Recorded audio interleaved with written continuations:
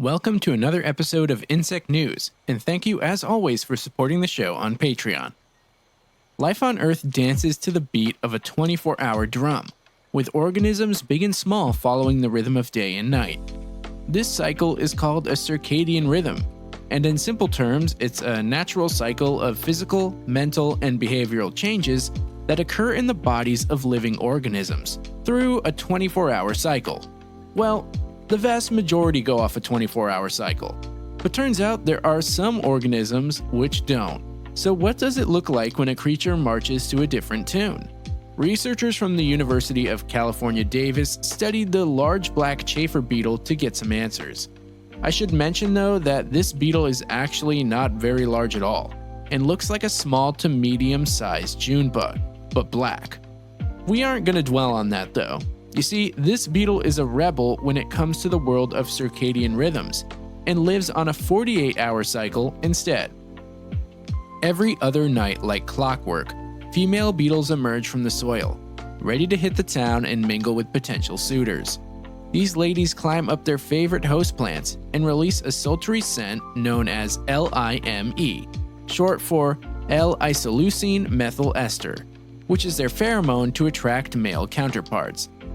The researchers also found that the male chafer's ability to pick up on this pheromone isn't a 24-hour affair either.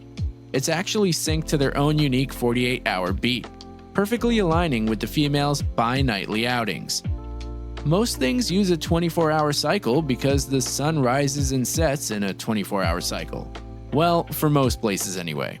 So it's a bit strange for something like a 48-hour mating cycle to develop when everything else is roughly the same. And that mystery has still yet to be solved.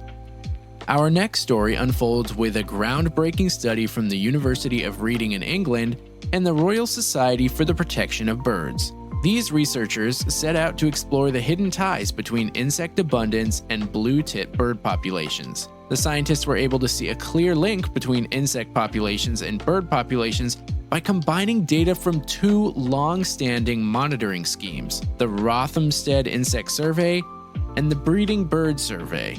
This dream team pieced together a 23-year saga of insect and bird populations across the United Kingdom. And the results painted a vivid picture.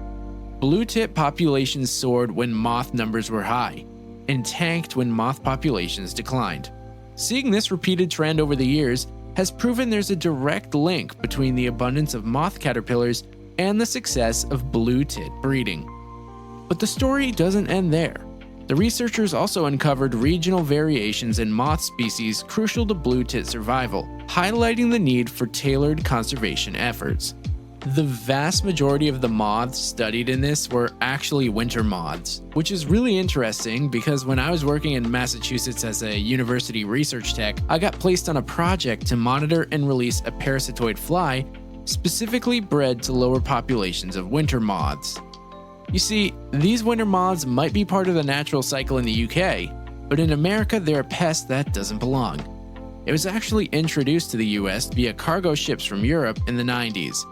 It just goes to show that each animal has its place, and when they get shuffled around, it throws our ecosystems out of whack.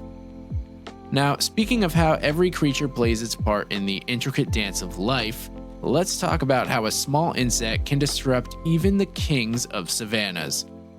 Tiny invaders known as big-headed ants are wreaking havoc in an East African wildlife area known as the Ol Pejeta Nature Conservancy.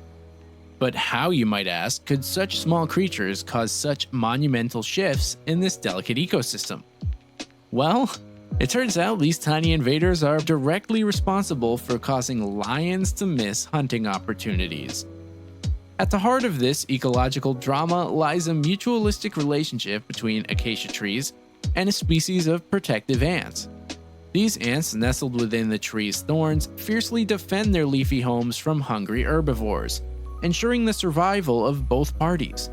But the arrival of the big-headed ants disrupts this delicate balance, unleashing a cascade of consequences. The smaller native ants in the genus Cremtogaster protect the acacia trees from large herbivores, which provides cover for lions, enabling them to hunt out of sight. The problem is that the invasive big-headed ants are killing off these smaller native acacia ants. but they aren't keeping up with the job. As the big-headed ants wage war on their smaller counterparts, the once protected acacia trees fall prey to marauding elephants, stripping the landscape of its natural defenses. And with less tree cover to conceal their movements, lions, the apex predators of the savanna, find themselves at a big disadvantage. But nature is nothing if not resilient, and the lions adapt to their changing surroundings. With zebras now more elusive targets, these cunning predators turn their attention to buffaloes, navigating the challenges of a shifting ecosystem with skill and ingenuity. Scientists like Palmer and his team refuse to stand idly by, though, and they're working tirelessly to understand and mitigate the impact of these invasive ants on the fragile balance of O.L. Pagida. Now, continuing on this trend of predator and prey connections, remember a while back when I mentioned heliconia butterflies and how they have flight paths and crazy mimicry? Well, now it's been found that they take this to yet another level. Researchers at the University of York used high-speed video footage to record the flight of wild butterflies in South America. They measured the wing beat frequency and wing angles of 351 butterflies, representing 38 species from 10 distinct color pattern mimicry groups. The goal was to investigate how flight patterns are influenced by factors like habitat, wing shape, temperature, and the color pattern of each mimicry group. They expected habitat and wing shape to have the greatest impact on flight behavior, but what they found instead is that it was actually the color patterning within mimic groups. This means that distantly related butterflies in the same color pattern have more similar flight behavior than closely related species with different warning colorations. To a predator, these butterflies not only look alike, but they also move alike, reinforcing the message that they are not tasty. And that's gonna wrap up this episode. Thank you for supporting the show as always, and more bonus episodes will be dropping very soon.